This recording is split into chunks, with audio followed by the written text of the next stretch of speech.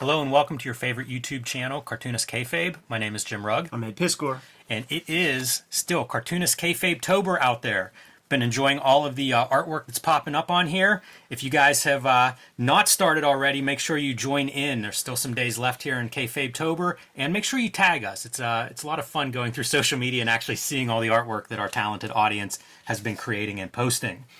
I also want to remind everyone that we have Cartoonist Kayfabe Patreon now. There are 3 different levels that get you access to our videos early. At the King Kayfaber level, you'll get access to all of our videos first because you get to sit in on the recording session.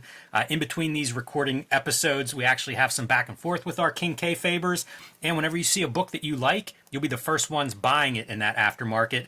And sometimes these books are rare and hard to get. They can disappear, they can go up in price. So become a King Kayfaber and you'll be the first one in line tracking those things down, mitigating the kayfabe effect.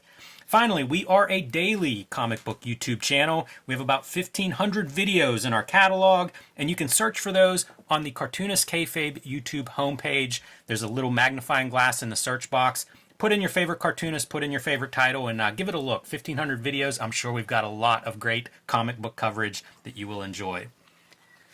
All right, Ed, we are looking at today Megaton Man #1 by Don Simpson, Pittsburgh's own Don Simpson. I actually don't know if he's from here, but he's been here as long as I've... Ann Arbor, Michigan. As long as I've been collecting, he's been local.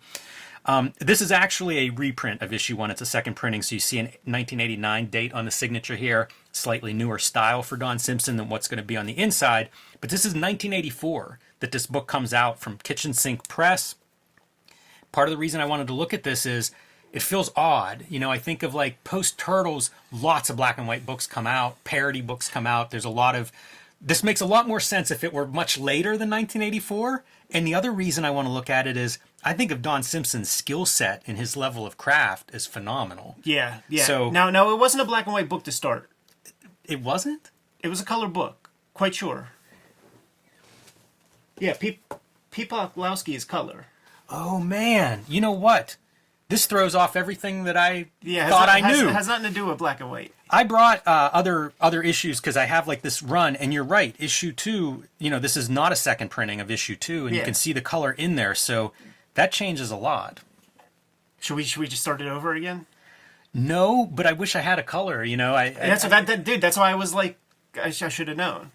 Anyhow, well, this is what we have, so this is what we're going to look at. And you can see from the cover, you know, whenever I talk about the skill set of Don Simpson, one of those high levels of craft is his inking and what he does with a brush. So let's go through this and keep in mind, this was originally in color. Yes, Piepoklowski, quite sure. Oh, yeah. Well, no, never mind. Ray Fehrenbach, a name I don't recognize. That might be a kayfabe name. It's possible because I was reading through this and it feels like a few of these may be kayfabe. Carol Quitmeyer. Yeah, Mike Hasler is real. That's Captain Jack, and he worked with John Kay. He was a Spumco guy and worked on the Mighty Mouse stuff with them. Piepoklowski's a real cat. Yeah, it does a lot of cover stuff and color work all over the place. A name we often will see, especially with Kitchen Sink. So I think this was a cooled submission that Dawn kind of sent around. I think you know, it got rejected from maybe Pacific or Fantagraphics and stuff, but Dennis Kitchen's the guy that picked it up. Flip the page real quick because I'm very interested. All I got to see is another page. Okay, no. So that front page I think was relettered because like Don Simpson, one of the great comic book letterers, but you see him learning his craft here on page 1 of the comic proper. Like he really leans into the Artie Simek lettering of Silver Age Marvel. And you see the germs of it here. He perfects it in like Bizarre Heroes and certainly his image work, but it's not quite there.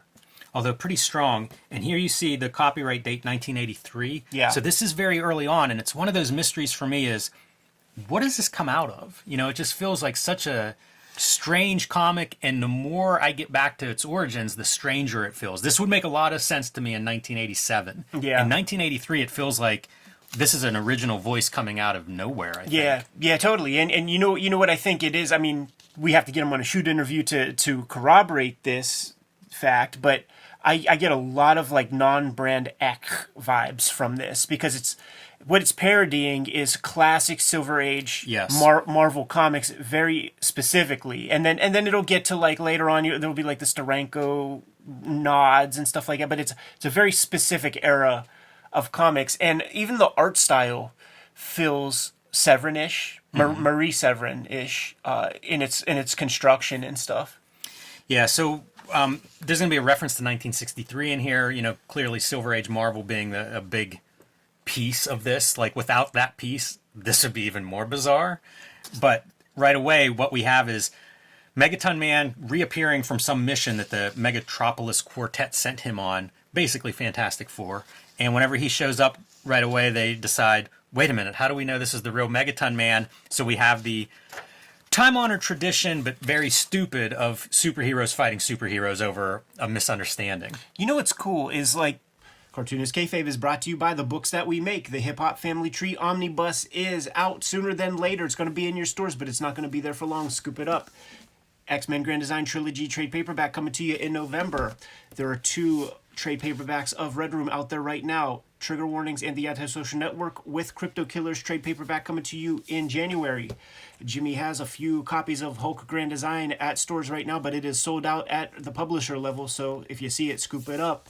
Jimmy's going to be having a big sale October 26th with a bunch of self-published stuff, including True Crime Funnies, the 1986 zine that has been available nowhere, so this will be the first time you get your hands on it, and the BW zine, and of course, Final Order Cutoff is coming soon for Street Angel Princess of Poverty trade paperback, which is going to collect all of Jimmy's Street Angel comics that are not in Street Angel Deadliest Girl Alive, which you also should have on your racks right now, or get it. Now that we're done paying the bills, back to the video. Because I have only read it in color, and it is the updated... for the time, 1983 or whatever, the kitchen sink Poplowski color, which would be like what they called laser scanned, and it was like a blue line method. So within that color, you could see that he's putting down like white Band-Aid dots to create depth of field and stuff. So I actually like seeing it here in black and white, where we could appreciate that level of craft that he's putting into this. Grand traditions, man, starting with Mad Comics, Super Duper Man. And the level of craft that he's putting into it, it's not far from a Wally Wood. In fact, these kind of mushroom clouds things, like if you remember when I think Super Duper Man convinces Shazam, the Captain Marvel guy, to like punch himself in the face, and there's like a mushroom cloud that happens above that. Yeah, Super Duper Man is probably the great reference for this comic. Absolutely. Yeah. It feels like this could have come right out of there, been a continuation of it. Almost reading it without thinking of it as, the tongue-in-cheek parody that it was. Because of the Marvel stuff, like, I did a video with Brian Moss on Not Brand Ek, or Ech, I think is how you pronounce it. And this, because this is so Marvel-centric, with the exception of your Clark Kent type guy, which, by the way, how smart, right? The Manhattan Project is the name of the newspaper. Yeah, really laying into this whole, Cold War era at the time. There's little glimpses too. Simpson has been making comics, now for 40 plus years, and you see his style evolve away from this, but I see a lot of little Neil Adams isms in some of the inking and some of the shadow stuff. A lot of that I think has gone away in favor of very nice feathering. Yes. But it's interesting to see some of those influences here, and I think that if you're a certain age and you're looking at superhero comics, you probably couldn't avoid some Neil Adams influence. It's going to get, like, as the issues go by, like issue 4 was my first issue, it's going to get way more meticulous in the construction, with the blacks and whites and with the little hatchings and stuff. He goes really crazy on the musculature of Megaton Man. But then when he starts to do Bizarre Heroes, and certainly, what would the turning point be? I just don't know, man. Maybe King Kong or something. He does so much work. There's that period of like Border Worlds, King Kong, and his adult work. Yeah. All, I don't know when that, late 80s, early 90s, into the 90s. He arrives at a style by Bizarre Heroes. And I have everything he's done. Every single comic he's made. Because when I discovered there was a guy in Pittsburgh making comics, he was doing it with the Image guys. Like, let me show this thing off real quick, man. Yeah, definitely. This is little Eddie P, 1994. Drawn a Megaton Man, and I discovered him because of Image. When I discovered Image was already over, and like 93, 94, like I'm getting $5 for 10 comic. Yes. What do you call it, man? gift packs or whatever at Bill and Walt's hobby shop at Century 3. So like the Savage Dragon issue and Splitting Image were a part of those packages, and Megaton Man showed up. So then when I am grabbing my own comics, and it was Seth, we just did a shoot interview with him where he said you start your collecting to just understand your form, understand your medium. So now this character's on my radar, and it's actually issue 3 that hold up, it is issue 4. So it's this one that was the first one I got. I got it at a hardware store in like a 3-pack, but you could see how detailed the art gets. Like, look at how crazy that is. And then he starts to peel it back. Here's 2 patches on the eye. So good. I read this comic a million times. Yeah, it's very accomplished stuff, but it's also very dense. You know, It's interesting to see his writing. I think is something that, so often the way comics work, you end up focusing on one or the other as a critic. But I think in his case, like, he's doing a lot. Like, this first issue surprised me in that it feels like it could be 3 or 4 issues now. It's like a graphic novel's amount of stuff. In some ways it's Silver Age, but also like it's just very dense in a lot of ways going through, although you do get these kinds of jokes. Ask for it by name, but the monster ate the lettering. It looks like it's a 1963 title. Right. Yeah, totally. He just adds a lot of that kind of stuff into it. I think that the insecurity of the independent cartoonists at this day, you had to over deliver beyond like a Marvel or DC comic, so you want to give people as much story as possible. It's funny, has his disguise, which is kind of a silly one. You can see even the mask underneath the hat and everything. Runs into the bathroom to change and stuff, and it's this joke as the story progresses. At one point, his coworkers are like, "We know you're Megaton Man. Go save the day." That's an All-Star Superman, by the way. Yes. Like where everybody's kind of just playing along right. Yep. with the Clark Kent thing. I love this suit. This version of his secret identity. Leisure Suit Larry. It. Yes, very good stuff. But look at all the inking detail, like paneling and wood textures in the background and stuff. Super dense. I do think young Don Simpson fucking hated backgrounds. Because he would do these kinds of smeary, soft focus city buildings and stuff. This one is really strange because right here I was like, "Oh, is this duo shade in our background?" And I don't even understand. I think it's white. That's there. I think it's white lines. I think he draws it in black. Yeah, I think you're right. And then puts a screen over top of it. Yeah, you see it here too.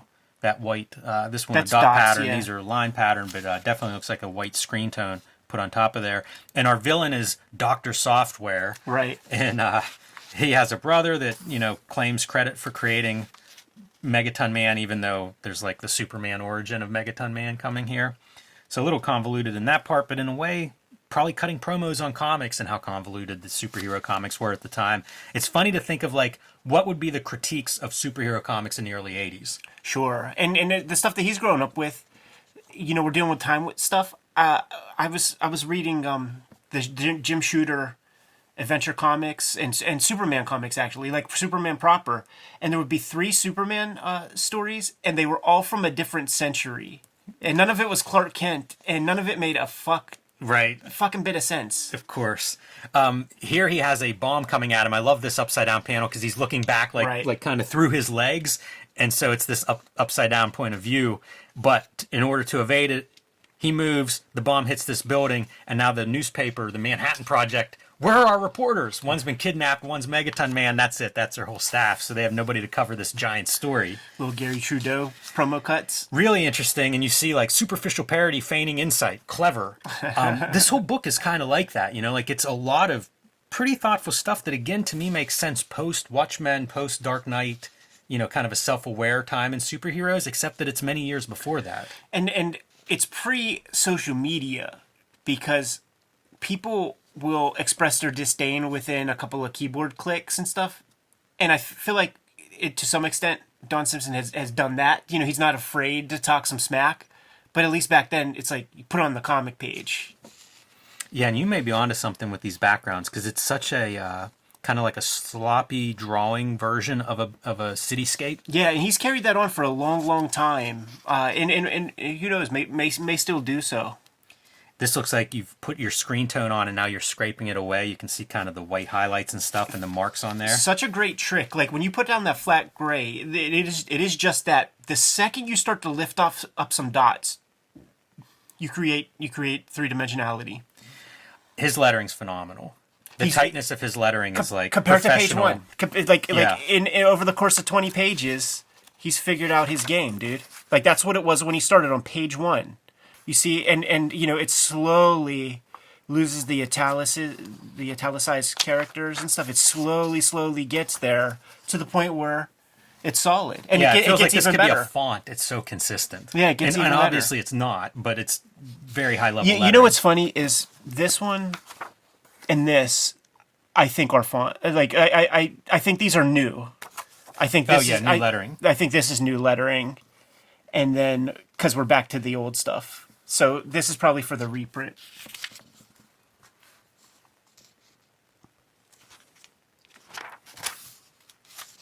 We have Orson Welles cast as the president. Yeah, and Jerry Lewis as the Nutty Professor.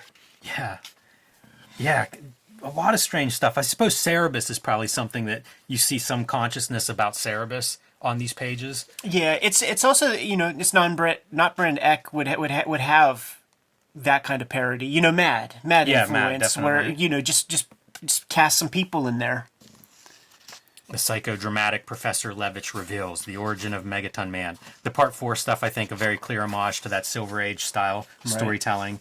And here's our origin that I was talking about, with Professor claiming to have made Megaton Man, but I don't know about that. You know, it's a dubious claim. The art style here is like Larry Gonick, Cartoon History of the Universe type style. He changes his style up a bit. Like this is, you know, how he's been drawn, but using those kind of dull, fat Larry Gonick brush lines. And this is also what I always associate with young, ambitious cartoonists, is like trying a lot of stuff. If you go through here page by page, if you're just watching this video without sound, you'll see so many different, almost visual, probably tools and some different approaches, you know, like no panel borders in this violent fight where it's just bleeding and maybe trying to move quickly with that. But you also get the grunt, snarl, kill, etc. Yeah, not a cheap comic to make with all these screen tones and stuff that he's using.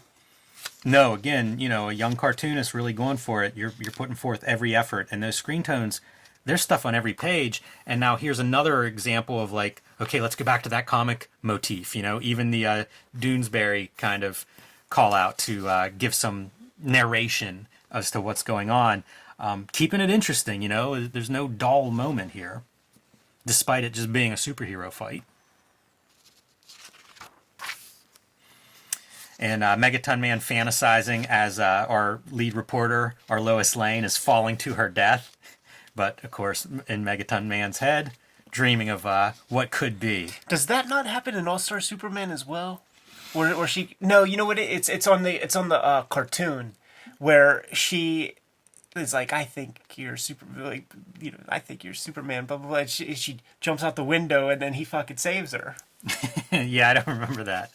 Makes sense, though. Call his bluff. You know, the drawing is so different in some of these moments. Yeah. You know, it's, again, like an artist that's really trying some stuff, and a lot of this gets kind of phased out, but it's cool to see somebody experimenting, especially because it's so accomplished in many panels. Yeah. But still, you can tell it's a young cartoonist because he's trying stuff. Bounces off of a flying saucer to her safety, which I don't even know what to make of that. I can't tell, like, even if that's a parody of something, like, it's such a bizarre, like, non sequitur to put in there. And almost, since the dawn of pulp, coincidence is the Deus Ex Machina to get everybody in peril out of everything. And that has not changed with superhero comics. So, you know, it's a part of that.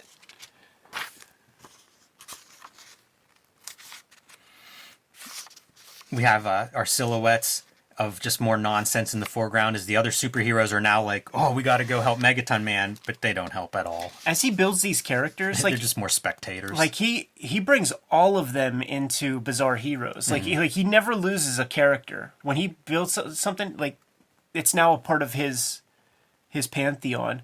See, with this reprint, we're not seeing all the stuff, man. Dennis Kitchen with the films. And how do we beat this guy? Squeeze his head. That's amazing. Should have done that to start with. And our evil Dr. Software is actually Twin brother. twin brothers. Yes. Just like the Nutty Professor, right? There's like the horny one who's got the swag, and then you got the nerd. You know, and there's certain unevenness too that I think comes with a new cartoonist, because you see like, okay, and finally, and it's Megaton Man waiting for his girl reporter. He's so excited. Looks like they're about to unite, and she goes streaming right past him. Right. But it's small, you know. It feels like I have these ideas I got to get in here, but I got to make them fit. Getting near the end of my page count. Right, and I think that I think he got this first issue done. We'll have to ask him. I think he got this first issue done and was shopping it. So, you know, I think he had a complete package. Yeah, it wouldn't surprise me either if that comes in stages, right? Like maybe you have chapter 1 done and you're sending it out, and now you're working on chapter 2, and who knows, maybe going to convention here and there. You know, because it does feel like there are like jumps stylistically. Yeah, across this. Yeah, I'm sure he was washing dishes while making the thing over a course of a bunch of months or something. This is kind of a funny the secret identity play, you know, like he's got to reestablish this secret identity, and he's like, look, here I am, and here's the Trent Flogg doing the his reporting, and yeah, okay, I guess that's that. It's such a dumb joke, dude. That's in, if I remember correctly, that's in Frank Miller Daredevils. Yes, the fucking potato sack. 100%. And so like that would have been fresh out then. You know, that's a new comic. So even Frank Miller's using it. Kind of interesting background here too. Just very loose lines. Almost what you would do is like pencil guidelines. You know, even the way it's reproduced could be penciled. And this is, I think he redraws this cover. Let's see. The original cover? Yeah, so I guess this is the original because it's dated 83, but you can see it's kind of a cool contrast between that version and this version, thinking of like how much has he evolved, totally, and how much has Megaton Man evolved. You know, you can really see a difference in the character design between that first appearance and the reissue here. He makes note of it too, like you know, we have several Megaton Man appearances from his Image comics on the channel.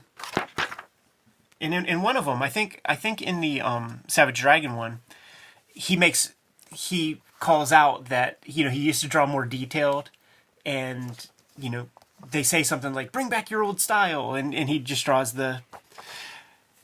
once again, man, like just the lighting, like this enchanted me when I first saw that thing. Like I just couldn't believe a comic could be colored that way, and it just was so cool. Yeah, it's one of those things that indie comics would often do. I think to try to separate themselves from Marvel and DC is really put that extra effort in. And the covers are beautiful. And this is always one of my classic favorite motifs, is an artist hand or seeing some of the original art. And it looks great, you know, like Megaton Man in 4-color popping off of that black and white background. Striking. I always love it's like the Artie Simek like Silver Age balloons with the super bold. And what's funny, like we now know that the super bold is a function because it's a paste up, so you know you can't cut out just like that little thin line. Yes. So you need a big thick one. I always love this composition, and see all these characters like little Tad and stuff, like they'll be in Bizarre Heroes. Yeah, and you can see how much sort of the cartooning has evolved at this point, just in the course of, you know, this is issue 8. I think there's 10 issues total in this first run, but you can see it really kind of shape into what it becomes in that time frame. You know what the bummer is, like not having the proper issue 1 here, is on the back cover, it's Don Simpson drawing Megaton Man, Steve Canyon, and Spirit, and for an ad for like some kitchen sink stuff, but it calls attention to introducing himself as like the new, you know, tongue in cheek, as like, you know, a new hot commodity here at Kitchen Sink, but it's him drawing those guys, and you see him do the Kniff marks on like the bomber jacket and shit on Steve Canyon. It's fucking solid inker, dude.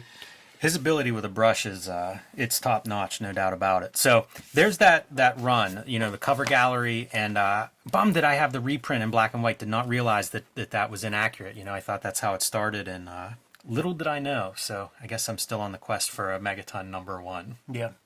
Good to go? I am. Let's do it. Kayfabers, like, follow, subscribe to the YouTube channel, hit the bell so that we can notify you when new videos are available. Kayfabe-tober is still upon us, and these are your drawing prompts. Do not run out of steam. Make sure that whenever you post these images, you got to tag us, you got to @ us, you got to let us know that these drawings exist so that we can share, retweet them as much as possible, signal boost your accounts, man, get you some more followers, and we get to enjoy your creative work. We're a daily YouTube channel, and with more than 1,500 videos in our coffers, you might not have seen everything. Go hit the little magnifying glass on the front page of the Cartoonist Kayfabe YouTube channel, and I've noticed you guys have been doing that because we've been getting some comments on some pretty obscure videos, so thank you so much for digging into the channel. Search for your favorite titles, check out those comics, and if we have not yet talked about your favorite comics yet, you must let us know. Put something in the comments so that we can push those comics a little bit higher on our to-read stacks.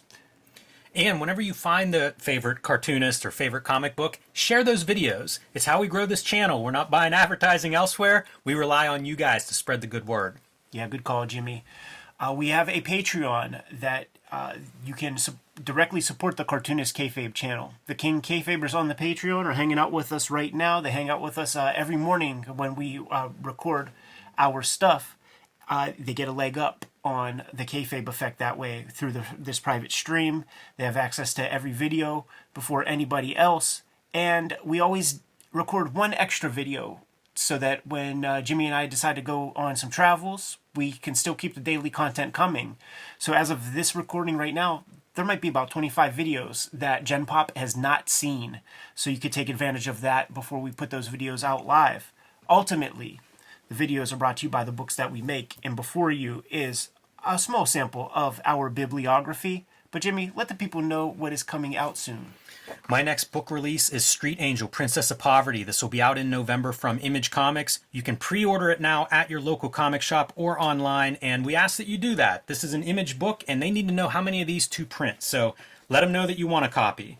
I am also self-publishing zines and comic books lately. You see the BW zine here, 1986, and True Crime Funnies featuring nonfiction stories. These are all available on my website, jimrugg.com, or patreon.com/jimrugg. And October 26th, I'm going to have a big holiday fall sale where you can stock up on this stuff and some of my other zines and minis that you may have missed. Hulk Grand Design is my contribution to the Grand Design mythos, and basically out of print. So if your comic shop has a copy and you don't, you may want to pick that up sooner rather than later, because Marvel Comics does not keep this stuff in print. If you haven't picked up a Hulk Grand Design yet, they are getting more and more scarce. So grab those now while you can. October 17th, the Hip Hop Family Tree Omnibus hits bookstores. October 18th, it hits comic shops. Scoop this up. About 75% of the print run has been accounted for. So we're playing with slim margins of which books are available right at this moment. So scoop it up sooner than later. It's the best book I've made. It's the 10-year anniversary of Hip Hop Family Tree. It's the 50th anniversary of hip hop as a culture. And it's gift-giving time. It's time to start planning those Christmas presents. And for the rap music lover in your life, especially if they don't know that this comic exists, it's going to blow their freaking minds. Not the only holiday effort to come out in 2023. In November comes the X-Men Grand Design trade paperback. This is going to collect the trilogy of X-Men Grand Design comics that I put together. So when you're out there getting your orders for Street Angel, Princess of Poverty, go tell the shop that you want your X-Men Grand Design trilogy trade paperback as well. There are a couple out-of-print volumes of that, so this will be your way to get them all inside of one handy paperback book. The focus the past couple of years has been Red Room, and there are 3 trade paperbacks of Red Room that will be out in total. 2 are on the stands as we speak, Antisocial Network and Trigger Warnings. Crypto Killers is coming out in January, and I do have to let you know that I've been working on daily strips for the past year. It's called Switchblade Shorties, and at my Patreon, you're going to be able to check those strips out before I start to release them on a daily basis beginning January 1st, 2024. Thank you all who are supporting the Patreon at that level and reading these strips well ahead of time. One of the gratifying things, Jimmy, is that people are developing their favorite characters, which speaks to the ability to get different personality into those characters. To get those characters over. Yes, for sure. So the books are the most important part to keeping the Cartoonist Kayfabe channel solvent and functioning. But there are other ways to directly support Cartoonist Kayfabe, and Jimmy, you could let the people know what those are. Subscribe to the Cartoonist Kayfabe e-newsletter at the links below this video. You can also find Cartoonist Kayfabe t-shirts, merchandise, hats, mugs, stickers, and more at our spread shop. That link is also under this video in the show notes. There you have it. The many ways to support the Cartoonist Kayfabe channel. We thank you for your patronage. Jimmy, please give the people their final marching orders and we'll be on our way. Read more comics.